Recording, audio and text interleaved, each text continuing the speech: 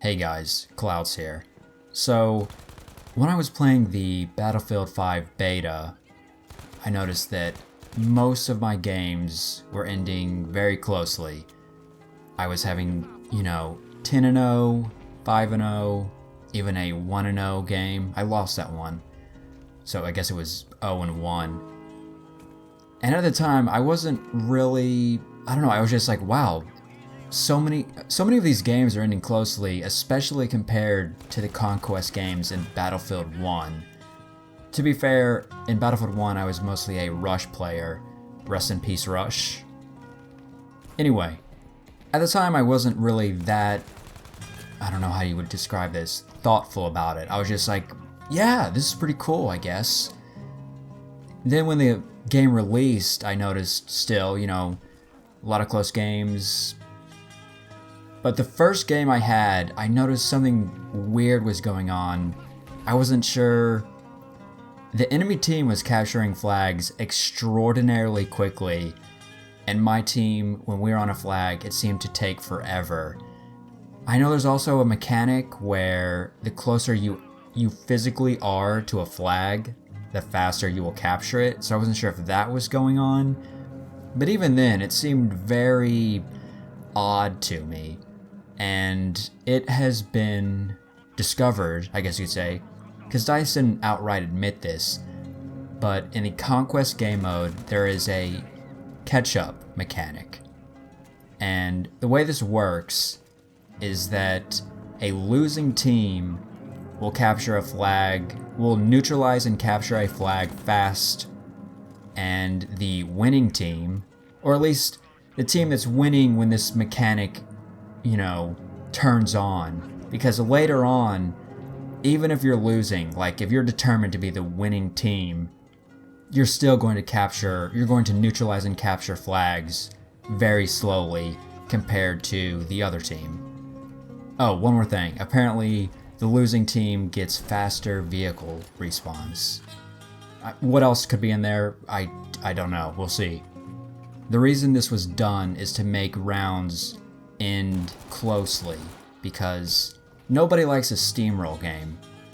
Well, obviously, there are individuals who like that. I know in my days of playing Battlefield games, you go into like a rented server, and some clan runs the server, and they use the admin ability to just switch the entire clan onto one team, so they can just steamroll the entire server over and over again. I don't know. I guess their dad didn't hug them when they were children. I don't know why people would enjoy that, but some people do, so fair enough. But generally speaking, most players enjoy close rounds. And this catch-up mechanic was put into the game to have more closely ending rounds. But it's sort of like, the reason people enjoy, in my opinion, the reason I enjoy a close round is because that it's very hard fought, the teams are nicely balanced, and it feels so rewarding to barely win, and it feels so gut-wrenching to just barely lose, and it's very exciting. But when you sort of artificially add all these mechanics to bring about more close rounds, that takes away the specialness of it. Like, people don't enjoy close rounds just for the sake of close rounds. People enjoy close rounds when the teams are evenly balanced and it's a hard-fought game. DICE have said that they are going to adjust the Conquest catch-up mechanic. I'm looking at it right here. Quote, "We're listening. We've noticed that the comeback mechanics for losing teams has been too aggressive, and it put the winning team at an unfair advantage in close matches reaching the end of the round. Thus, we are balancing the mechanics and improving them to have no effect in these matches that are ending in close rounds, but only affecting the matches in which one team is being fully run over, as these are the ones we intended to make more interesting for both teams with the system. We're going to keep an eye on this and adjust it further based on community feedback. Status, fix incoming, and an upcoming update." Alright, well, okay, look at it this way. It's good that they're going to fix it, so I will give them credit for that. But let's say, you know, the rounds that they are going to focus on, quote, improving. Let's say you're on a team that's getting steamrolled, and you lose by 300 tickets. But with this mechanic, you know, you cap some flags super quick, and you get faster vehicle respawns, and instead you lose, but you only lose by like, I don't know, 150 tickets. Now, there's going to be essentially two types of players on the losing team. For this example, people like me who care a lot about the game, and you know, I'm on blog posts and I'm reading up on all the mechanics of the game. So I'm gonna realize that, I mean, yeah, we sort of staged a little bit of a comeback in the end, but it was sort of artificial. So I'm not gonna be that, you know, excited about, oh man, we almost got it. And then you have the other type of player. I don't know how to say this in a non-rude way, but I mean, I don't know. I don't want to use the word casual, but imagine, you know, there are players who don't read up on the mechanics and the patch notes. They just play the game. And I mean, whether they whether they lose by 300 tickets or 180 or 150 or, you know, 50, you know, whatever. I mean, they're gonna stay in the game regardless. Like, obviously I'm not a game designer, so I don't know how difficult it is to balance games, but I mean, let's say one team steamrolls the other. The next round, shuffle the squads. You know, depending on what each squad scored, readjust them.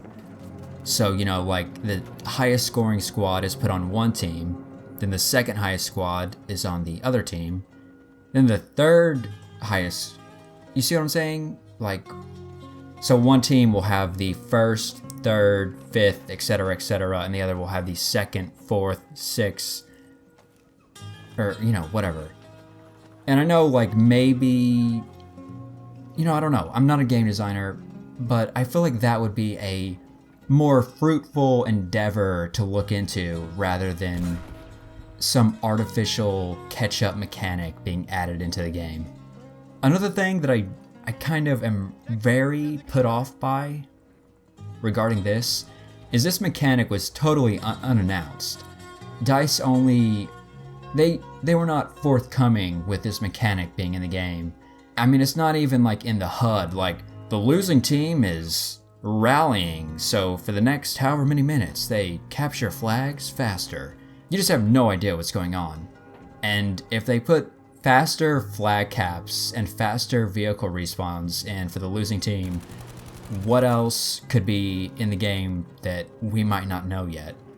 Faster earning of the, what are the points that you use for the kill streaks? Oh, I'm sorry, they're not kill streaks. They're basically like support streaks from Call of Duty. When you die, the streak doesn't end, so you just, I mean, what else? I don't know. I don't know what else could be in the game that helps the losing players do better. The fact that they didn't outright say this was in the game, kind of put off by that. You know, as I was reading about some people defending the catch-up mechanic, they said, well, you know, this is a way to end zerging. And if you don't know what zerging is, apparently zerging is a term from another game. I don't even remember. But basically, you know when you're playing Conquest and like a group of like 20 players is just moving around the map in a giant clump? That is zerging. And with this catch-up mechanic in the game where a losing team will capture flags faster, it behooves the winning team to defend flags, and that is a fair point. I will concede that point. It does make defending a more valid tactic. But I kind of feel like it also rewards the losing teams for zerging, because they don't have to defend a flag because even if you're on an empty flag, if the catch-up mechanic is working against you, it can take like 40 seconds to neutralize and capture a flag. So the losing team doesn't really need to defend. All they need to do is zerg a bunch of flags. Even if you're defending, even if your squad is like, okay, we're gonna defend a flag.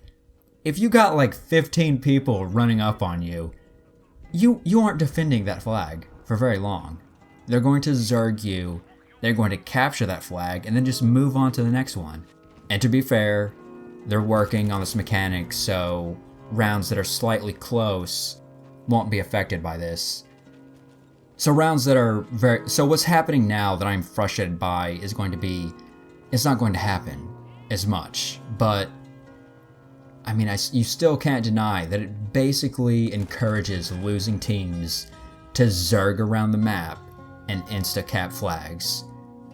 So you are still basically rewarding a team for zerging while also punishing another team for zerging. So it's like, you know, what's going on here?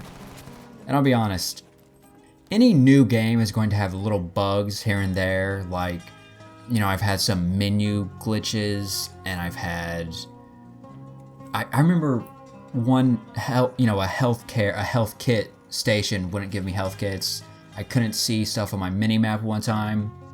But then like the netcode thing where I'm getting shot behind a wall is back in the game. What? Why is that back in the game? I thought we took care of this, or at least minimized it a while ago. So, you know, I don't know.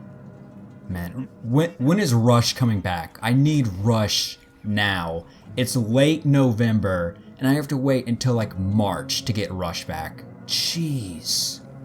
I don't know if I'm gonna be able to make it. I need Rush back. Just give me normal Rush. I don't want a catch-up mechanic where like if a team is losing, they defuse faster or arm faster, or the timer for the bomb is like shorter or fast, depending on if you're losing. Like, just don't mess with that stuff. Just try to put team balancing.